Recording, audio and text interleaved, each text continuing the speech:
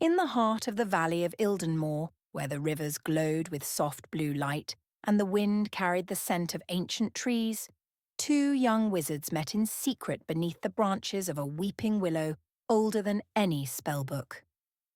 The tree was known as the glasslight willow, its silver leaves shimmering in the moonlight, catching the stars like whispers. It had stood on the edge of the old academy grounds for centuries, long forgotten by most, but not by Elion and Maeryn. Elion, quiet and steady-eyed, came from the house of Stronewake, a humble family of earthbinders, farmers, and stonemasons with strong hands and stronger hearts. He wore no rings of rank, no cloak stitched with sigils, only a leather belt with a single rune carved into its brass buckle, the symbol of balance. Maeryn, brilliant and bold, was born of the Virelane bloodline, the oldest and most powerful house in the northern reaches. Her robes shimmered with runic thread, and her name alone could summon doors to open in places Elion had never dreamed of standing. They had met not in court nor in ritual, but in the library's hidden west wing, reaching for the same spellbook their hands had touched. The pages fluttered between them, and something ancient stirred now beneath the willow, where the light dripped like water through the leaves. Elion held her hand, his thumb tracing the back of it slowly. "Your pulse races like a sparrow in a storm," he said softly. Maeryn tried to laugh, but it caught in her throat. "It does," she said, "every time I'm about to do something reckless." "Loving me is not reckless," he whispered. She didn't reply. Instead, she looked up at the stars beyond the branches. The magic between them hummed, quiet, warm, a current just beneath the skin. But the stillness broke with a flicker of flame behind her eyes. A memory. "My mother saw the rune on your belt," Maeryn said finally. "She said it was quaint, said you'd been raised among dirt and goats, not books and bloodlines." Elion looked away, not out of shame, but pain. "I do not care for her words, Elion, only that she will not let me return if she finds out I still see you." He turned to her then, fully, his eyes deep as riverstone. "Then let me give you a reason to keep seeing me." From beneath his cloak he drew a small vial of slowing green liquid memory root, a rare magical essence said to bind feelings to form. He uncorked it gently and spoke. "This holds the memory of the first time I saw you laugh. It's yours now. Always." Marin's eyes welled. She didn't cry. Wizards did not cry, not in the Virelane house. But tonight, beneath the willow, she was only a girl in love. She took the vial in trembling hands and pressed it to her heart. But not far from the willow, among the shadowed hedges of the academy gardens, a lantern flickered, and someone was watching. The lantern swayed like a heartbeat in the dark, gentle, rhythmic, but growing closer. Elion felt it before he saw it, a pull in the air like a spell warming on the tongue. He shifted subtly, his fingers tightening around Maeryn's. She noticed the change in him immediately. "Someone's there," he whispered. Maeryn turned just in time to see the light vanish behind the hedgerow. A breeze swept through the garden, but no leaves stirred. Magic. Watching. Listening. "We should go," she said, though her voice betrayed no fear, only weariness. "It's likely a ward keeper. Or worse, a cousin." Elion nodded, but he didn't let go of her hand. "If they saw us?" "Then they saw two people standing beneath a tree," she interrupted, her chin lifting. "That's all." But they both knew better. Back in the Virelane manor, high in the eastern wing, Lady Maeryn Virelane stood before a scrying mirror, her expression a sculpture of cold disappointment. "The son of a Stonewake," she murmured, watching the fading ripples of the vision. "And she trades her legacy for him." Her brother Lord Venric stood beside her, silent. He had warned Maeryn years ago that Maeryn would grow into more fire than frost. But she hadn't listened. "We'll give her until the next moonrise," Maeryn said sharply. "If she does not end it, I will." Venric raised an eyebrow. And if she defies you? Elira's lips curved, though there was no joy in the motion. Then she'll learn what it means to burn. Meanwhile, Maeryn and Elion walked side by side down the misted academy path, the willows glow behind them, their shadows stretching long and quiet. "What happens when your mother calls you back?" Elion asked. "Truly." Maeryn hesitated. "She'll threaten exile, revoke my name, maybe strip my standing in the circle." "And you would let her?" "No," she said, "but I would let her try." They stopped at the base of the stair leading to the east dormitories. This was as far as they could go together without drawing suspicion. "You should go first," she said. "I'll wait here a moment."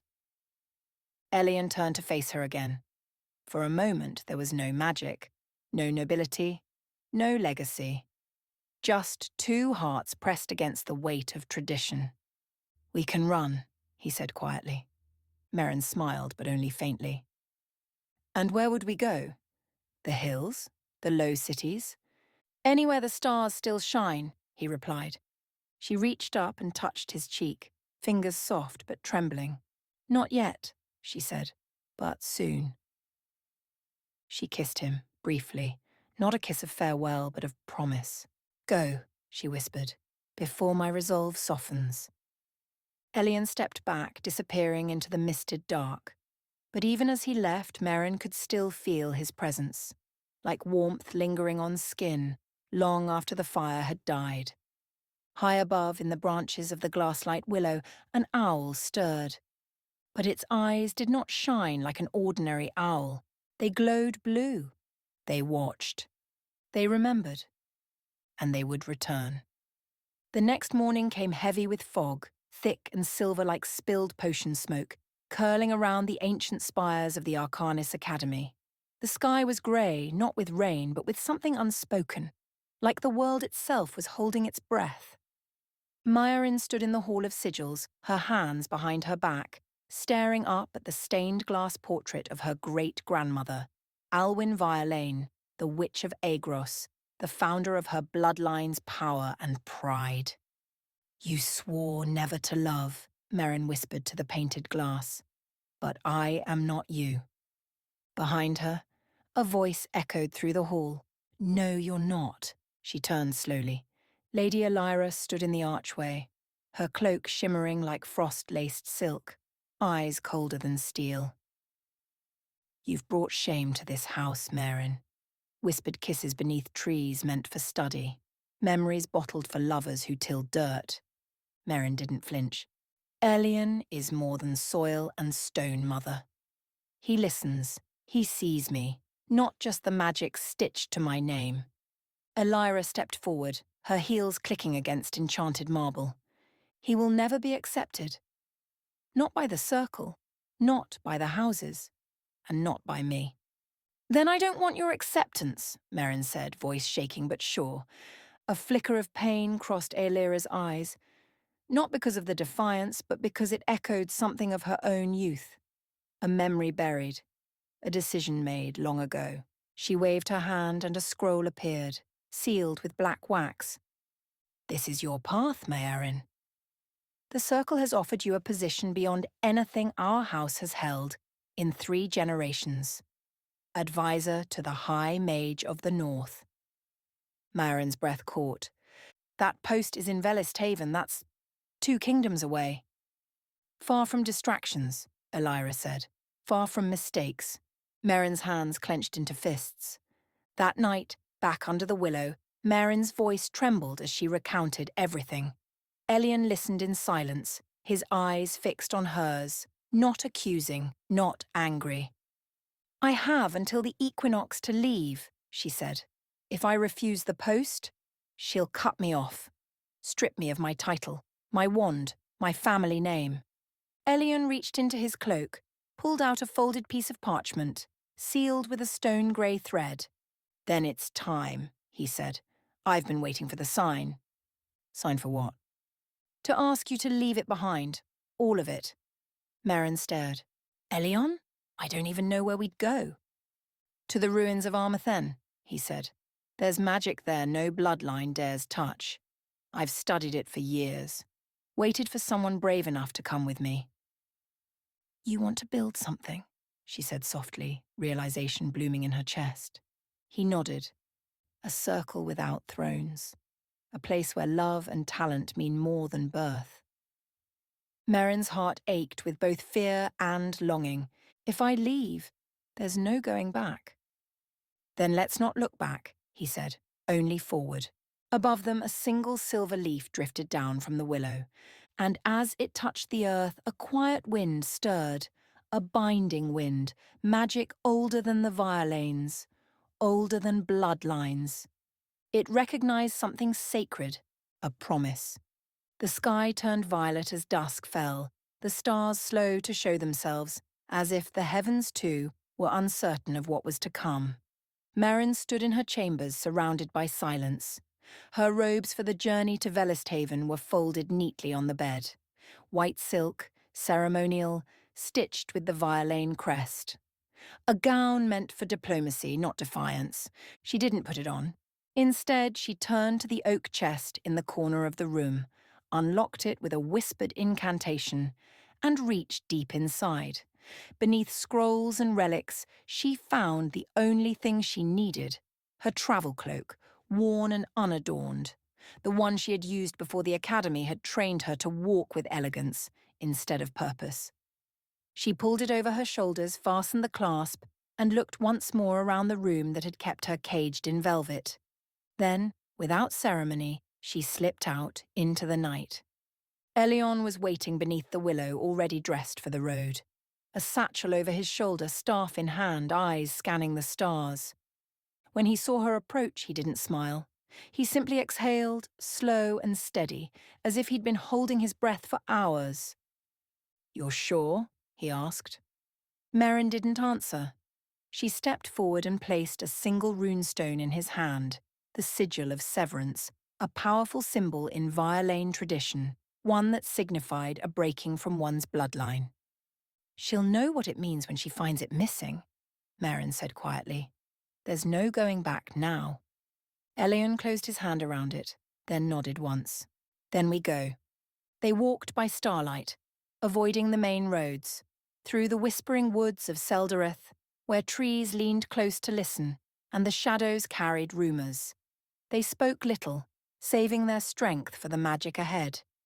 For 3 nights, they travelled, warding their path with sigils drawn in ash and salt, sleeping beneath sky and branch, their bond strengthening with every step away from the world that had tried to keep them apart. On the 4th day, they reached the Vale of Armathan, an invisible barrier in the hills that shimmered only when touched by true magic. Elion reached out first, and the air pulsed beneath his fingers like a heartbeat. Then Maeryn added hers, and the veil opened with a sound like wind through harp strings. Behind it lay the forgotten lands, jagged, wild, alive with untamed energy. The ruins of Armathan stood in the distance, broken towers bathed in mist, calling to them. "It feels ancient," Maeryn whispered, "and awake." "It is," Elion said. "No sigil magic works here, only what is born from within. Raw magic.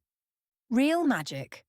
They stepped through together, but far behind them, in the still halls of Virelane Manor, Lady Elira stood before her own scrying mirror, cold fury in her chest as the image rippled and vanished. "So she chose exile," she said. Lord Venric folded his arms, the corners of his mouth tight. "She chose freedom." "No," Elira said, voice like frost. "She chose war." She turned from the mirror, walking toward her arcane vault. "Summon the spell knights. Prepare the hounds. If she wishes to cast away her name, then let her feel what it means to be hunted by it." In the ruins of Armathan, Maeryn and Elion stood hand in hand, watching the sky burn orange as the sun began to fall. "They'll come for us," Maeryn said softly. "Let them," Elion replied. "We'll be ready." And somewhere deep within the ruins, a light flickered to life. Not summoned, not forced, but awakened. Their magic had been seen. The old power had stirred. And it remembered love, The ruins of Armathan were not dead. They breathed, not with lungs or wind, but with magic. Old, patient, and watchful. As Elion walked the crumbling halls, light flickered from beneath the cracked stone, pulsing faintly with each step. The stronghold was responding to them, not as intruders but as inheritors. Maeryn stood in what had once been a great chamber, open to the sky. Vines clung to broken columns, an ancient mosaic covered the floor, partially shattered, but the image still clear. Two hands joined, magic flowing between them, neither dominant, both equal. This place wasn't built by conquerors, she said aloud. It was built by bondcasters. Partners, Elion added, stepping beside her. They built circles outside the hierarchy. Free of bloodlines, free of names, she nodded. Then we build it again.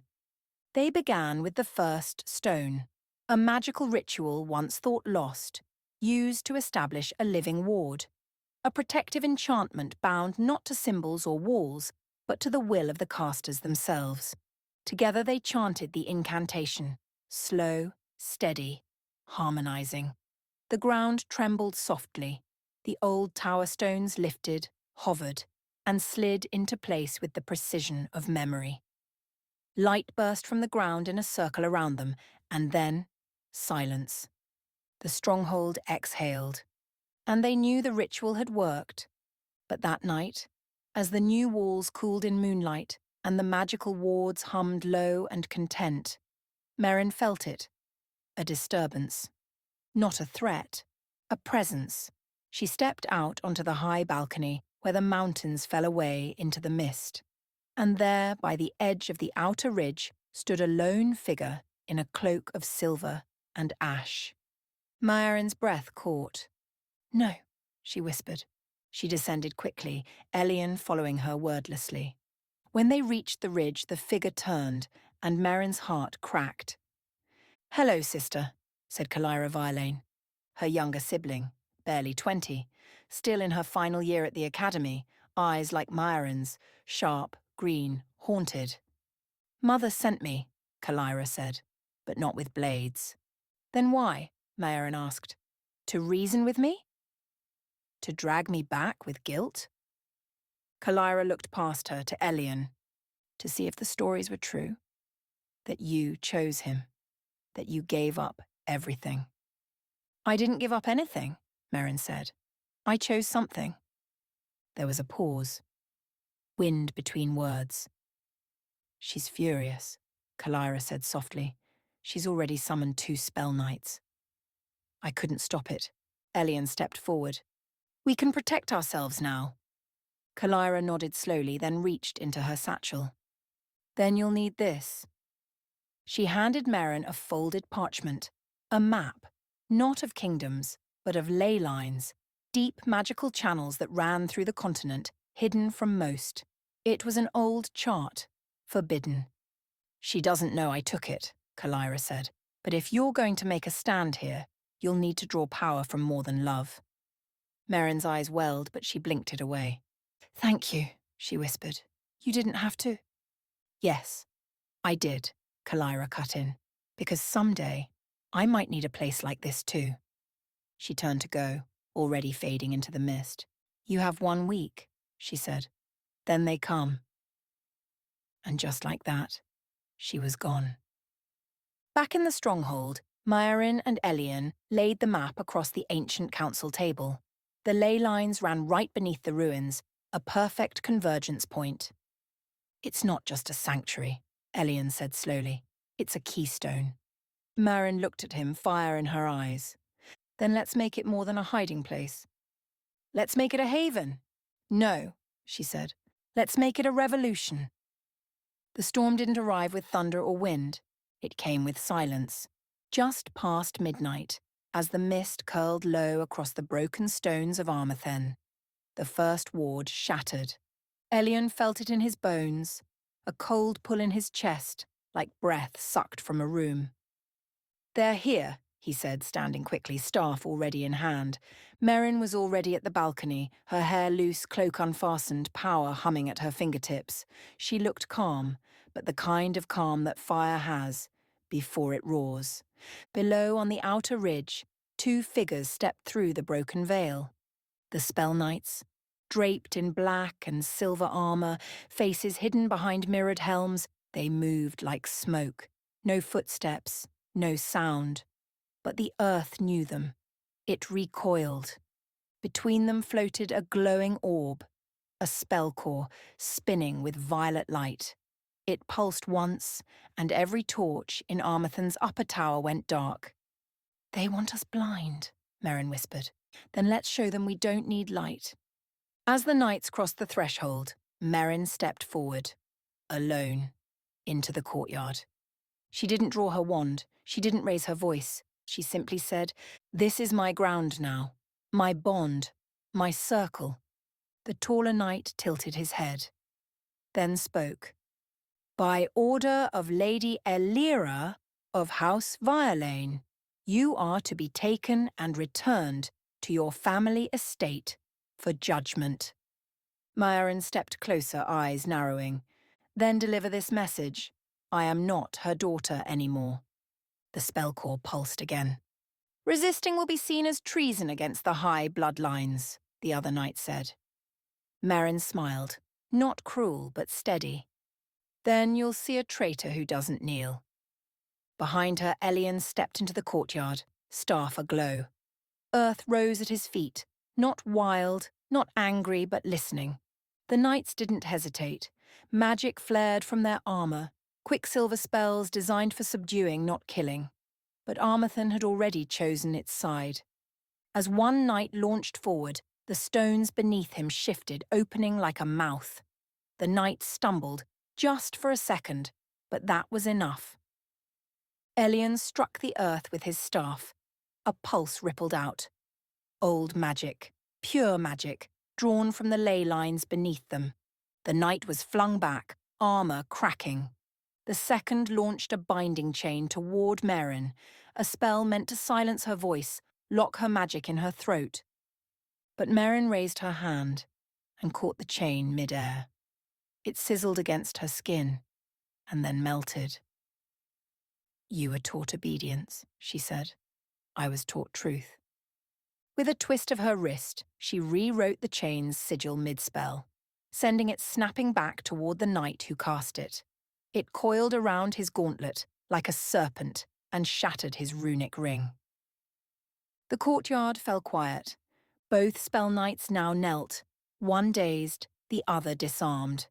Maeryn stepped forward and took the spell core between her hands. It pulsed, fought her grip. "You don't belong here," she whispered. With one sharp breath, she snapped it. The light fizzled out like a dying star. Back at the manor miles away, Lady Elira felt the break of the core. Her mirror cracked. "She broke the binding," she said, voice hollow. Venric looked up from his scrolls. "Then she's no longer yours." That night, Elion and Maeryn stood in the high tower, looking out at the ridges. "We can't stop them all," Elion said. "No," Maeryn replied, "but we can stand here, and others will come. Outcasts, exiles, lovers, dreamers." Elion looked at her, the firelight dancing in her eyes. "Then let's begin something worth standing for." They clasped hands, not for comfort, but for magic. And together they cast the Oath of Armathan, a ward woven not from power, but from promise. It echoed across the ley lines like a bell. In distant corners of the world, in towers, woods, slums and starlit fields, those with ears attuned to magic heard it, and they turned toward the sound. Word spread slowly like fire beneath snow. No heralds, no horns, but among the broken, the exiled, the quietly powerful, those with strange magic, strange hearts, or names cast aside, a rumour flickered. The ruins of Armathan breathe again. And in the weeks that followed the Spell Knight's defeat, they began to come. One by one, a weather shaper from the Southern Isles, cast out for loving another apprentice. A war healer marked a traitor for saving both sides in a losing battle. A twin-born spellcrafter who had been forbidden to practice for fear of unbalanced magic. A girl with stormlight in her bones who had never belonged anywhere at all. They came with fear in their eyes, power in their hands, and longing in their hearts. And Maeryn welcomed them. The circle of Armathan had begun. Elion, always quiet in victory, took charge of the land, coaxing it back to life. Where others saw rubble, he saw potential. The walls stood taller now, the old halls glowed again. Maeryn taught spells that didn't rely on bloodline, but bond. She wrote new runes, ones that could only be cast by two willing souls. Magic that bloomed not from control, but connection. She and Elion remained bonded at the heart of it all, not ruling, but guiding. Equal in power, equal in purpose. But peace is never left to itself. One morning, as mist rolled through the east garden, Kalira returned. She rode alone, her silver cloak torn at the hem, her expression unreadable. Maeryn met her in the courtyard. Elion stood at a distance, watching. "You're safe," Maeryn said, stepping forward. "I worried." Kalira held up a hand. "She's coming. Mother." Maeryn stiffened. "When?" "At first frost," Kalira said. "And not with knights this time, with a binding circle, 12 of the strongest caste-bound mages in the realm." Maeryn's voice dropped. "She wants to erase Armathan." Kalira nodded. "And you?" Inside the war room, Maeryn and Elion studied the leyline map. If she uses 12 casters in unison, she could collapse the convergence point, Elion said. The ground would cave. The lines would recoil. "She'd be cursing the land for generations," Maeryn said, jaw tight, "and she wouldn't care." Kalira stepped closer. "I can buy you time," she said, "but I came with another reason too." She reached into her satchel and placed something on the table. A scroll, sealed with a black and gold braid, the High Council's mark. Maeryn paled. "That's a soul-bound summons," Kalira nodded. "It's addressed to you. If you open it, you're bound to answer. And if I don't, they'll use it as proof you've turned against the realm." Maeryn looked at the scroll, silent. "They're giving you a chance," Kalira said, "to return, to swear fealty. If you do, they'll let you live, let Elion live." Elion said nothing. His eyes were steady, unmoving. "They want you to bend," Kalira added, voice low. "One last time." Later, in the silence of their chambers, Maeryn sat by the fire, the scroll still unopened in her lap. "If I refuse, they destroy everything," she whispered. Elion knelt beside her. "If you accept, they destroy you." She looked at him, eyes fierce, vulnerable. "I don't want to lose what we've built, or who we've become." "Then we fight," Elion said. "Against blood, against legacy." He reached out and took her hand, placing it against his chest. "For us. For what comes after." Outside, the wind shifted. The air grew colder. The first frost had touched the grass. And somewhere far beyond the hills, 12 cloaked mages were already gathering. The frost did not melt with sunrise. It spread.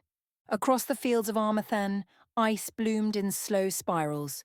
Not from the weather, but from magic. Controlled. Deliberate. The circle of 12 had arrived. 12 cloaked figures now stood on the far ridge, just beyond the reach of Armathan's wards.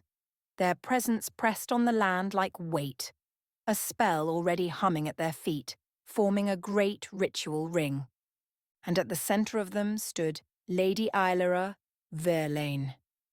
Her cloak trailed behind her like a black river. No crown, no wand, just her presence, cold as winter steel. High in the watchtower, Maeryn stood in silence. She said nothing as she watched her mother appear across the valley. Not hatred, not fear, but sorrow. This ends today, Elion said softly beside her. Yes, she whispered, but it won't end her way. At dawn, Maeryn descended alone. Elion wanted to go with her, but she placed her hand gently on his chest. This is between my past and my future. And if she won't let you walk away, then I'll make her watch me fly.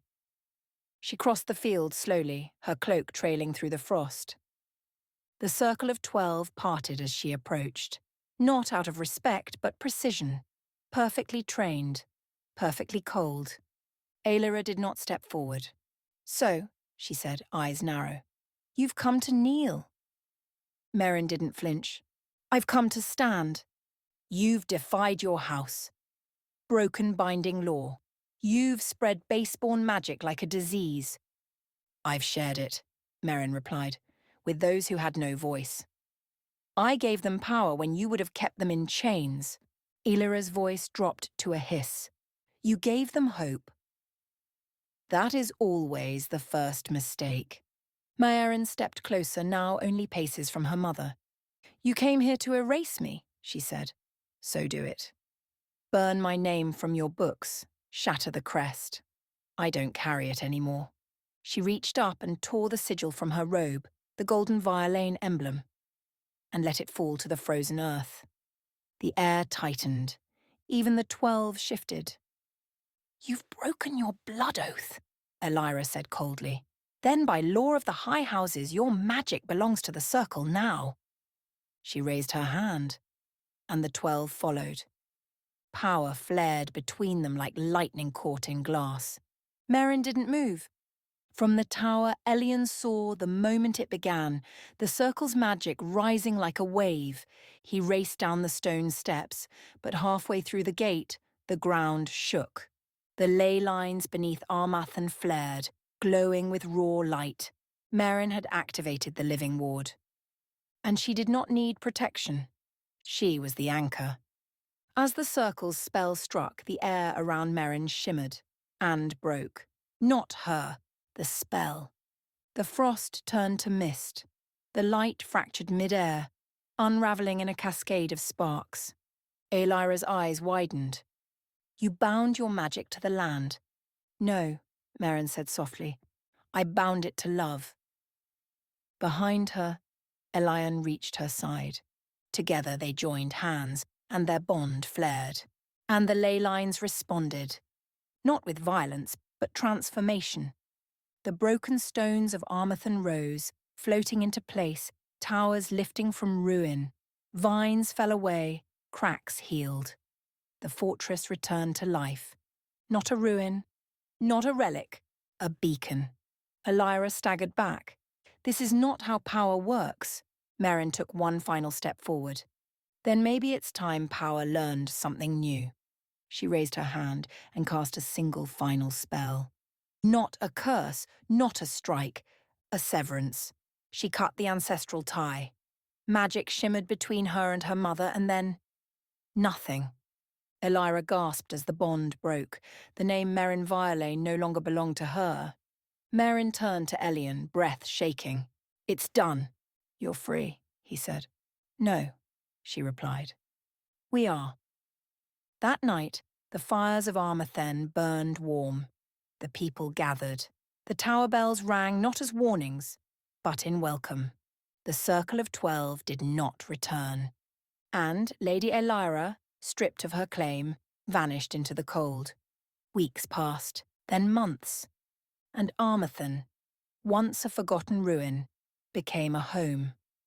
A sanctuary, a promise, a place where magic was born not from blood but from bond.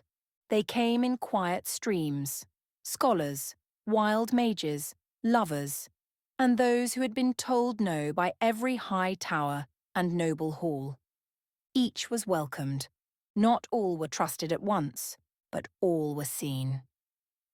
In the centre of the old library, Elion and Maeryn worked side by side, repairing the ancient spell circle of kin, once used by the old bondcasters of Armathen, a place where oaths were not enforced, but chosen. It was there they stood, at last, before the others. Kalira was among them, So was the Stormborn girl, the twin spellcasters, the weather shaper, the war healer, all now a part of something more. Maeryn raised her voice, steady but soft. There is no crown in this circle, no single name that rules us. Magic is not a gift of heritage. It is a light shared between those who dare to trust. And love, in all its forms, is sacred here. She reached for Elion's hand, and for the first time in front of everyone, they spoke their binding vow. Not a wedding, not a rite, a simple truth. You saw me when I was hidden, Elion said. You believed in me when I had no name. You reminded me I was more than a legacy, Maeryn answered. You are not my foundation, but my flame.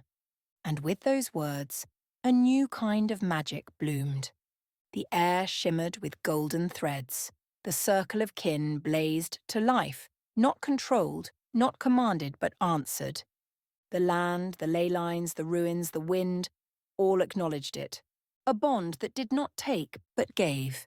Years later, the circle of Armathen would be spoken of in whispers and stories. A place where the lost are found. Where exiles become teachers. Where the old magic breathes again. Children born there would know no caste, no one knelt, and all knew the names Maeryn and Elion, not as rulers, but as the first to light the fire beneath the willow. And so it ends, 2 hands joined, a love that changed the world. Not because it was loud, but because it endured.